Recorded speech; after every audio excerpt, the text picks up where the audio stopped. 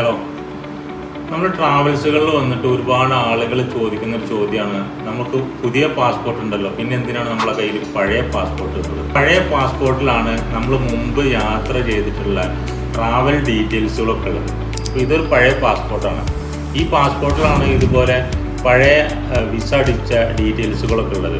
നമ്മൾ Europe, USA, അതുപോലെ തുർക്കി, UK പോലുള്ള രാജ്യങ്ങളിൽ നമ്മൾ പോകുമ്പോൾ മുമ്പ് ഒരുപാട് രാജ്യങ്ങളിൽ പോയ ട്രാവൽ ഹിസ്റ്ററി ഉള്ള ആളുകൾക്ക് മാത്രമാണ് വിസ 99% ഇഷ്യൂ ചെയ്യാനുള്ള സാധ്യത ഉള്ളത്. അല്ലാത്തവരുടെയൊക്കെ വിസ റിജക്റ്റ് ചെയ്യുകയാണ് സാധാരണ ഉണ്ടാവുക.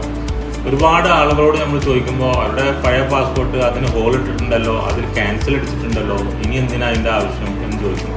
സത്യത്തിൽ ടൂറിസ്റ്റ് വിസ നമുക്ക് കിട്ടണം എന്നുണ്ടെങ്കിൽ തീർച്ചയായിട്ടും നമ്മളെ പഴയ പാസ്പോർട്ട് ഇവർ സബ്മിറ്റ് ചെയ്യാൻ വേണ്ടി പറയും. നമ്മുടെ നിലവിലുള്ള പുതിയ പാസ്പോർട്ടിൻ്റെ ബാക്കിലെ അഡ്രസ് പേജിൻ്റെ ഏറ്റവും താഴെ